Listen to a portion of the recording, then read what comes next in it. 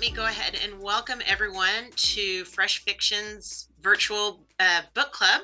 And with that, also welcome our author this time, Daryl Gerber. So nice to have you here. Thank you. Thank you. I do have to say, I lived in Charlotte for 9 years, and in 2002 or three, we had about 3 feet of snow, and the town shut down for about a week. So, but it was a lot of snow. We didn't have the equipment, exactly as you said. We did not have the equipment. We couldn't get around. I now live in Los Angeles. I'm fine in Los Angeles. I mean, I know we're jumping ahead of it a little bit, but I think that's also why there's so many of us that reading all the different Christmas themed books are so appealing because usually, like I mean, we're not picturing where we normally live. If it's LA or Dallas, where there's not a lot of snow, it's always those snowy locations. And it's like, isn't that charming until you Yeah. actually have to deal with the snow? Until you have to shovel it, and my grandson was saying, I love coming to your house. It's so cozy and so lovely at Christmas. By the way, Sarah, you could come to my house. I have cocoa. I make it myself. The house is fully decorated. I love that. But he said, it's so cozy. I just wish we had snow. And I honestly looked for a snow machine to see if I could add snow just at the front door, but it was way too Ooh. expensive. I don't even think I would be able to handle that much snow. I mean, growing up in Texas, I was always good for the snow the first day. And Yeah. then after that, I wanted it gone. I lived in Connecticut. I was shoveling every day for like 3 months. It was deep, deep snow. It's hard. It's hard work. Your back hurts. Ugh, yeah, just not appealing. For Yeah. work, they would send me up to Detroit sometimes in the middle of winter. And I'm like, why can't you send me, in the middle of summer when it's at least a little bit nicer weather, as I opposed to the love snow going to that, the snow. I love going to the snow for vacation. I used to love to go ski until I tore my leg, but I love to go, up to the snow and be there in the warmth. But like you said, I want them to take care of me. I don't want to have to shovel it anymore. Thank you. yes, we all want to be pampered and just to enjoy all the benefits of it, Tampering. being able to look at the beautiful snowy landscape through a nice thick window Yeah. covered up with a nice throw blanket, like you said, with the cozy drink and something warm to Fire just turned enjoy it all. on. Yeah, yeah, exactly right. Exactly right. Well, Daryl, okay, we know that you used to live in Connecticut. You live in LA now, but tell us a little bit about yourself and how did you actually get started writing? Because I know it's been an interesting journey for you. Well, it has. I'm from California. I'm originally a Californian. I moved around the country for my husband's career. He was working with ESPN, and that took us to a bunch of different cities. But I started as an actress, so I moved from Northern California to Southern California to be an actress. And I worked a lot. I did a lot of commercials. You've probably seen me selling Milky Ways and Wonder Bread and things like that. But at some point, I wanted to write screenplays and see if I could star in them. So I started writing rom-coms because I love romantic comedies, loved them. And I really tried to do that. And I got a couple in some competitions, but I didn't get them sold. And then whoosh, we moved off to Florida for his job because that was a Southern presence for ESPN. And I realized that I loved writing, but I wasn't going to be able to sell a screenplay from Florida, from Orlando, Florida. Been to Disney World a lot of times, and and so I started writing novels. And I'd had a seventh grade teacher who told me, "You really shouldn't write. You really don't have the skill." A seventh grade, excuse me. So I listened to him and I didn't write until I started writing screenplays and I realized I could write screenplays. I was good with dialogue. I was good with character. I had to learn form and format. So I started taking classes. I joined Sisters in Crime. I joined a group online called the Guppies that found me. I found through that critique group. All of us are now published. Yay. And we started working with each other and helping each other, guide through the business, but also through our writing skills. And so that's when I started writing. And it took a bunch of years to get published, but that's my journey to writing. Don't even want to talk about the seventh grade teacher that I can know, shut I me down know, at I that know. point. That is absolutely I nuts know. at that type of age or And at he any judged, time. and he judged me on a short story. I mean, come on. Gee whiz. Yeah. But do you think your experience as an actress helped when you were writing the screenplays and doing that dialogue because that's such an inherent part of being on screen? I do. I think, as far as an actress on screen or even a stage actress, because I did a lot of stage as well. You learn how to what voices sound like, but not just your own voice. You learn what other characters sound like. So I find that that's one of my strengths is that I'm constantly thinking about how the scene will play out, where it would stage, what it looks like behind it, what the actors are, what the actors on the page are trying to do and communicate to one another, and that matters to me. So I have a very visual, visceral way of trying to write scenes that matter. There's patter, there's humor, there's love, there's anger, there's sorrow. And by the way, I'm watching The Crown and I'm crying my eyes out. And so those are the things that matter to me when it gets on the page, is how the scene, it has to feel real.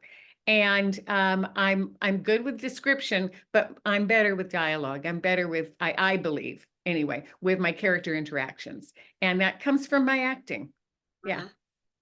And with that also, I mean, creating the worlds, right? Either be it in a screenplay or like you're talking about of picturing what all your characters are doing and what they're thinking and how Right. everything is placed.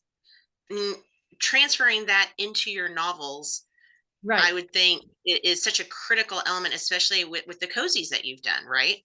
Right. I've done a lot of mysteries, and I will tell you, I can't tell you how many towns I've drawn. In fact, for Hope for the Holidays, I drew up Hope Valley because I needed to know where the stores were, where they were placed in accordance to where the Aroma Cafe was, and all those things matter to me because again, that's placement. I don't want you driving down Main Street and then saying, wait a sec, how did you get to Daisy Street? If there was no street that took you there, there is no Daisy Street, but I just made that up. But I'm saying that I will create maps for all my towns, and I create room designs so that if you're walking into a house, I want to know, is the TV on the right and the little foyer table on the left? Because if she's throwing her keys onto the table, they better not fall to the floor. They better find the table. So I will draw things to give myself almost set designing, so that I know. So I orient myself, but I can also orient my characters to it so Hmm. that you're comfortable. Hmm. Yeah, yeah, Now, before completely getting away from the Hollywood aspect of it, yeah, because I want to throw this out because I did come across this in the research, is that you were the creator of the sitcom Out of This World? I was. Well, I wasn't the creator.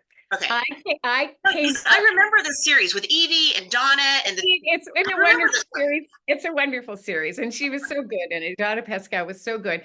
I came up with what the Writers Guild would give me was based on a format by.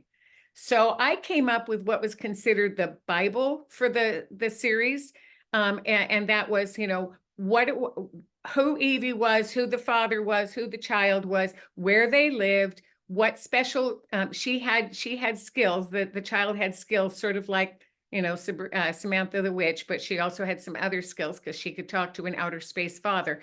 So I know but it was so much I fun. remember this. No, Yeah, I love hearing I this. know, Yes. I know. Did you ever see the movie Starman?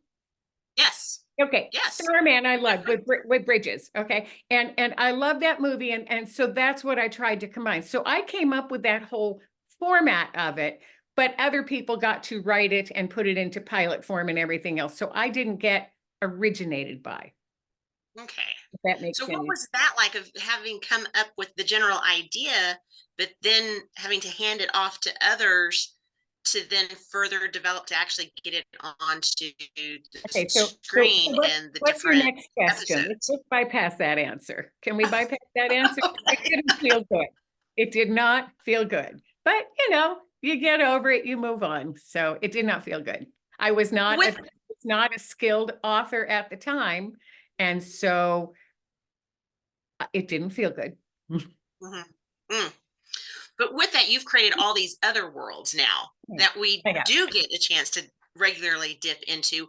So with all your different cozies, Right.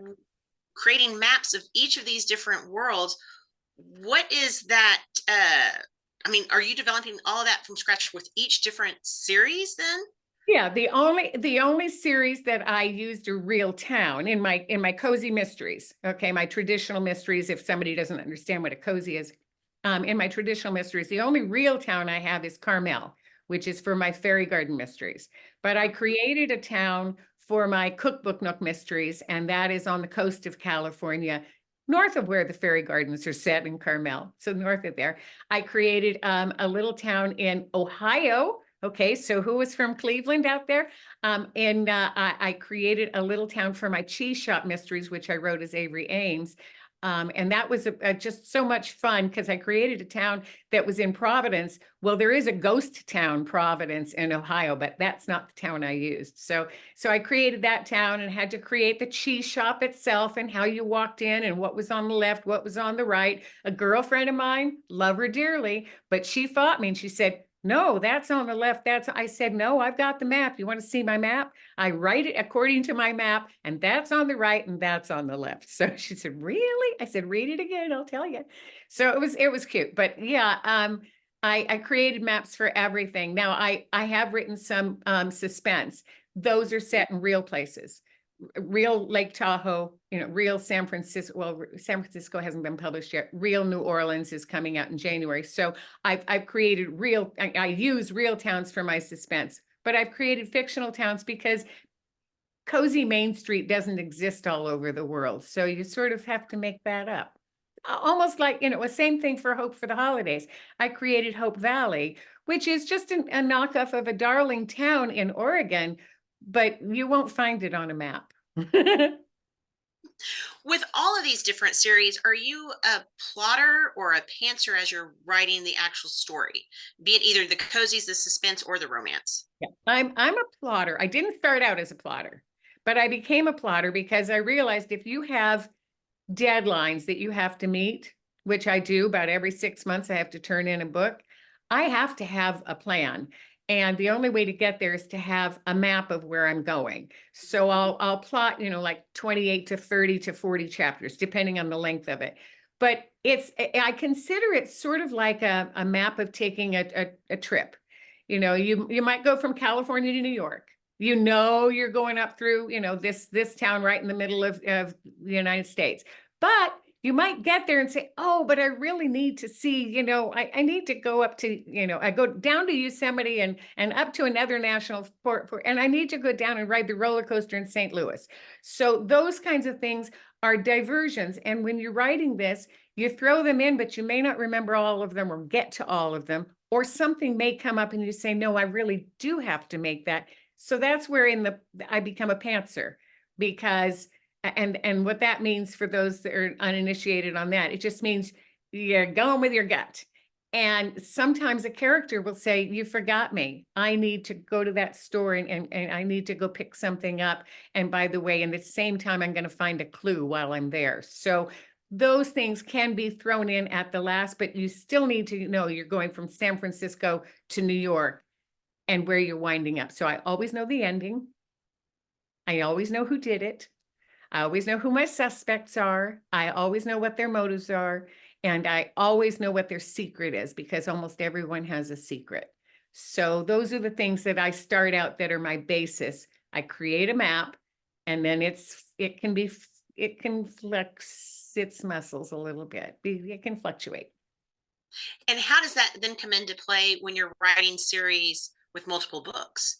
I mean, because the cookbook nooks had you have 12 published in Yeah. that series, right? So I mean, there are arcs that go across many of these. Yeah, it's very helpful to have the plotting in that case. I have Excel sheets and all sorts of spreadsheets about what people look like, what cars they drive, what people they know, if they've been married before, if they've had children, if they have certain likes or dislikes to food. If I have a vegetarian, like one of our readers today, I have to make sure that I remember she's a vegetarian and maybe she's allergic to nuts. Like me, I'm a celiac. I have to make sure that I put in a celiac character so I can put up recipes that are gluten-free. There are things like that. But I put all that into a chart, and I have charts for each of my series. I'm a little nuts right now because I have way too much on my plate, but it's okay because I have my outlines and my charts, so I can always refer to them. In fact, when so for those that don't know, you turn in a book, and it could be months before you see that book back from your editor with notes. And you've already written another book and another outline for something else. So when it comes back to you, number one, it's fresh, which is great. I love that. But when it comes back to you, you've forgotten everything. You don't know the names of the characters anymore. You don't know who did it. In fact, was that book 4 or book 5? I just turned in the 5th for the Fairy Garden Mystery. And I said, isn't this the plot for the story I'm writing? And it's like, no, it's not. It's the book I wrote 6 months ago. I just forgot. And it was all fresh to me, but I had to pull up the outline, which really helped me. I was able then to refer to my outline as I'm working through the book to make final edits on it, to make sure that I hadn't missed anything, my editor hadn't missed anything. And if I didn't have the outline, I would have been trying to use my memory, and my memory was clogged and fogged. So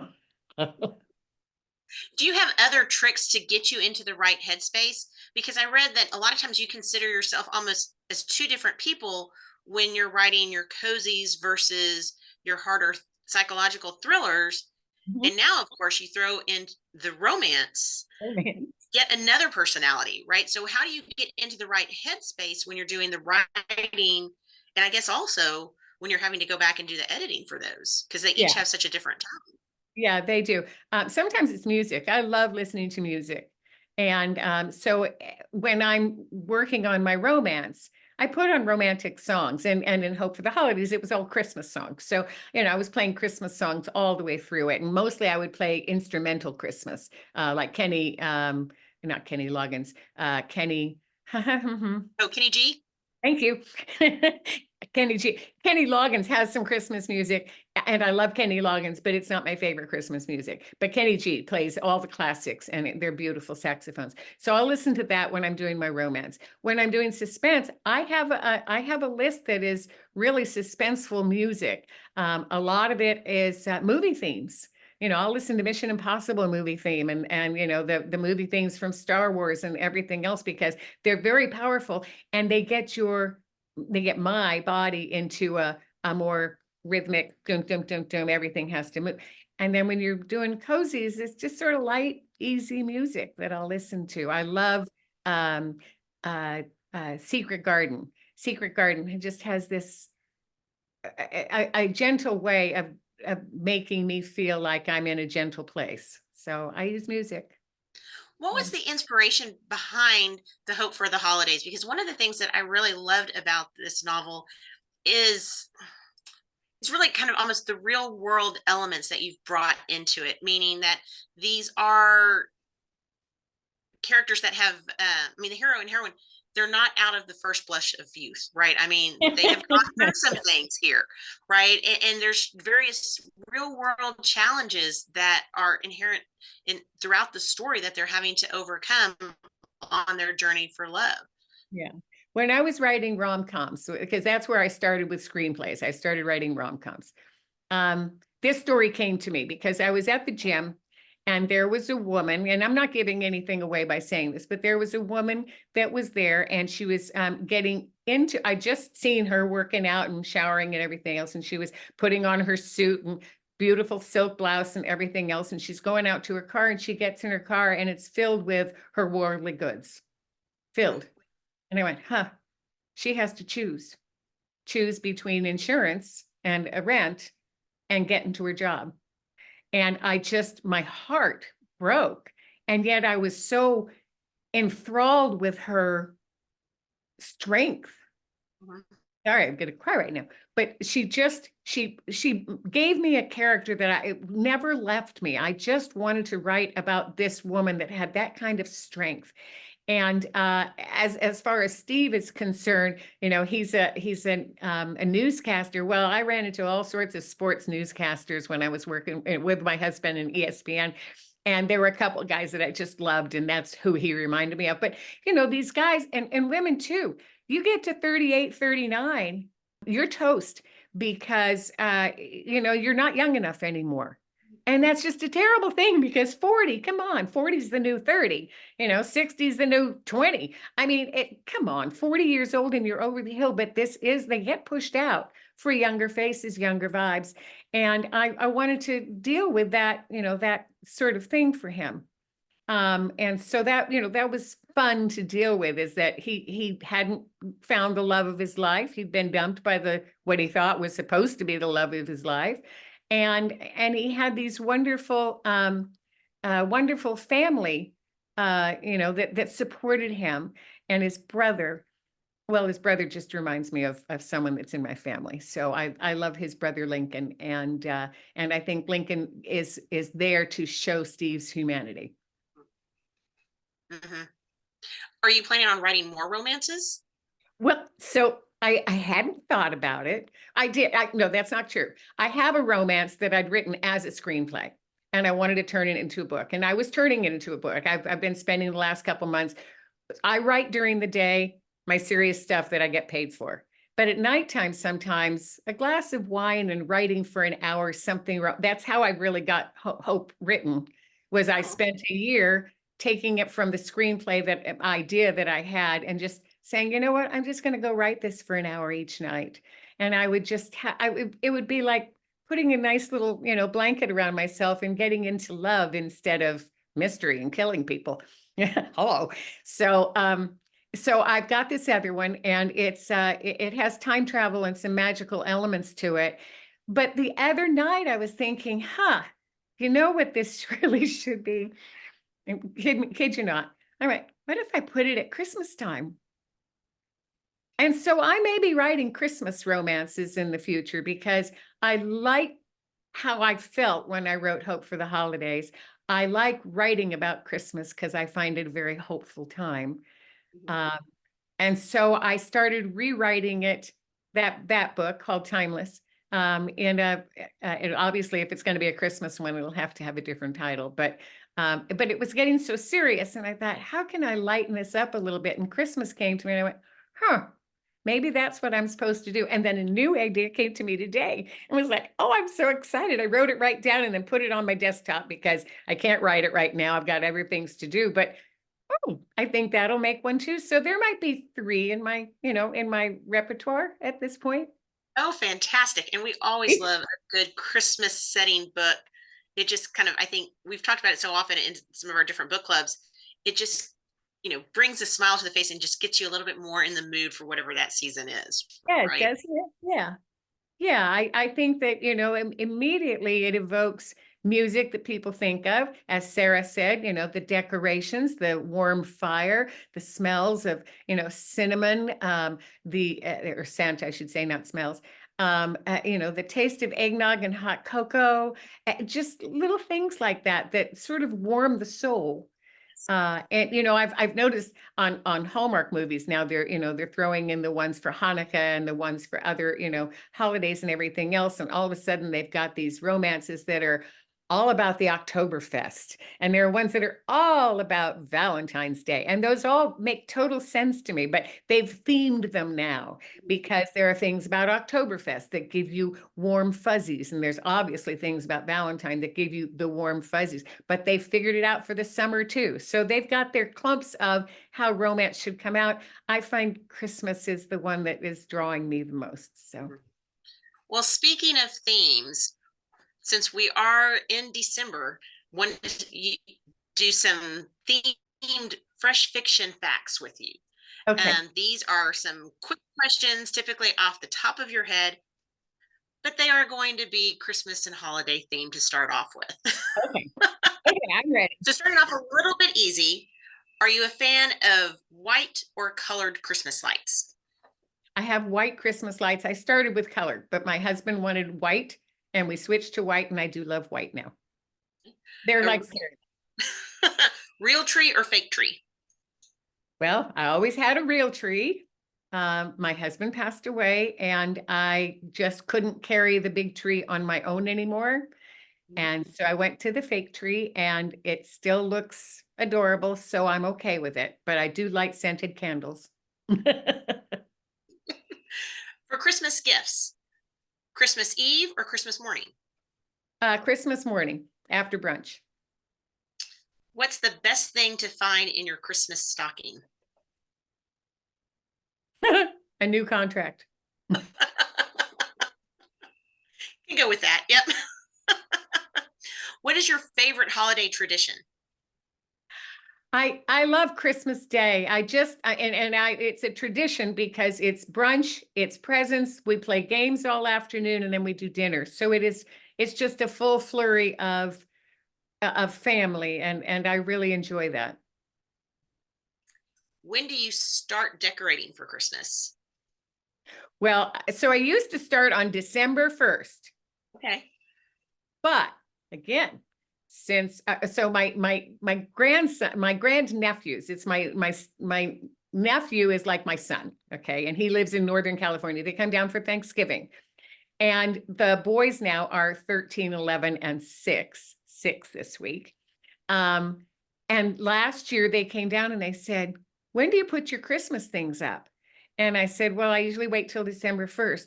Would you start early this year? I said, if you'll help me. So they helped me put the Christmas tree together and decorate it. And they looked at all the ornaments and everything else. And it was so cute. And Christmas was up early. And I said, okay. And so this year they said, do we get to do the tree? Well, Thanksgiving was really early this year, but it wasn't a tree that was going to die. So I said, sure, let's go ahead. So Christmas went up early again this year. I like it. I love the Well, look of it. oh yeah, right. Let's enjoy it. But Yeah, on the other side of that, when do you start taking your, or when does everything have to be taken down? have to be. I start taking it January 1st. That's sort of my date. I turn on football and everything else, and off I go, and just clean it up and get cleaned out so that I'm ready for the new year to just be back on target for my work and everything else. So Mhm. January 1st. Okay. What Christmas cookie or treat will you never eat again? Ooh, fruitcake. Well, that was going to be my next question. Fruitcake, yes or no? So obviously that's a big no, huh? Fruitcake. Yeah, fruitcake. Thank you very much. And I will have pecan pie for people, but I can't eat it because I'm allergic to pecans now. So I won't, or is it pecan pie or pecan pie? It's an interesting question, right? I think it depends on what part of the country you're from. It And if definitely you're does. Billy Crystal, it's pecan pie. Yes, and that's when again it depends on the audience who you're with, and Yeah, but fruitcake has never been my favorite. I love my grandmother's sugar cookies. They're icebox sugar cookies, and I make them every year. And I'll be making them this weekend. So oh yeah. god. Yeah. What is your favorite holiday pop culture aspect? Oh, all the movies. Movies. All the movies. The kids come at Thanksgiving. We started watching silly Christmas movies because the boys were here. And when it comes to closer to Christmas, then I watch the classic Christmas movies. So yeah. Which one is your favorite? Hmm. Okay, that's a toughie. I love White Christmas. I love it. Um, I love the Santa Claus. Makes me laugh. I just think it's so funny. Um, no, I'll leave it at that. I mean, I like so many Christmas movies. No, It's a Wonderful Life is definitely my favorite. Okay. What Yeah. is the best gift that you ever gave to someone for Christmas? Does my love count? Of course, that's a wonderful one. I like that. I gave that to my husband every year. He always had my love. Um, Best Christmas present I've ever given. Hmm. I don't know if there's one that just stands out, you I know? like the love answer. I like that one. Yeah. Let's go with that. Yeah. Okay. What is your favorite holiday tradition? And I'm wondering now with the kids decorating the tree. I mean, if that's turning into one of them. It may be a tradition. You know, I think, well, I love saying a prayer before the dinner, but I have a lot of people of varied religious backgrounds that sit at the table, and so I don't make it too deep and too heavy or whatever. It's really for me, but it's thanking all my family for being my family. So that's the tradition probably that I like the most. And we start the dinner with that, but I tell them to eat before I get there because I don't want their dinner to get cold. We serve buffet style. So start eating and I'll say what I say when when I sit down. Well, Daryl, what can our readers look for from you next? Well, What's in the okay. pipeline? Hope for the Holidays just came out. I have a suspense coming out January 2nd, and it's called The Sun's Secret. It's set in New Orleans. I'm very excited about it. So I hope if you read suspense, you'll give it a chance. I will say for my, any readers that know my work, I don't do, even in my suspense, I don't do a lot of gore. I don't do a lot of bad language. And even in my romance, there's very little sex on the page because I'm all about what the imagination should be doing. So, my heat meter is 1 when it comes to the sex. I get that. I don't do bodice rippers. So if you want a bodice ripper, Hope for the Holidays is not yours. Just saying. And then after that, I have the Fairy Garden Mystery 5. It's called A Twinkle of Trouble, and that comes out in April. And then I have a brand new series coming out in November. And the first title is Murder on the Page. And it's set in a bookstore and a caterer in Asheville or in the Asheville area near North Carolina. It's set in that area. She's a caterer and she gets very involved with the bookstore there. So Great. Well, with those sneak peeks, what is the best way for our readers to stay in touch with you and find out any other new things? Well, best way is to sign up for my newsletter because I send it out once a month and I send it out with new releases. However, I will not send out a newsletter on January 1st and January 2nd. That's overkill. So to just get a newsletter on January 2nd. I do it once a month and with a new release just says new release. I have a website. They can follow me on Facebook and on Instagram. And pretty soon I'm going to take the plunge and do TikTok. I'm just trying to get there. So I'm trying to learn all the little pieces before I do this, but Facebook and Instagram, but my newsletter is, where you're absolutely sure that you're going to get something once a month that gives you updates and a recipe. I always have a recipe and I always have something about my dog, Sparky, who's back here supporting me. He's always in my newsletter. So if you like dogs, you can always read something about Sparky. Well, Daryl, I want to thank you again for joining us this evening. I really enjoyed Hope for the Holidays, and I'm looking forward to more romances from you. They all sound like they're going to be really great. And of course, the new suspense that are coming out too. So again, thanks, but stick around for the happy hour that we're going to have with our readers where they can ask you some additional questions. Great. Thank you, Samantha, so much. This was a delight.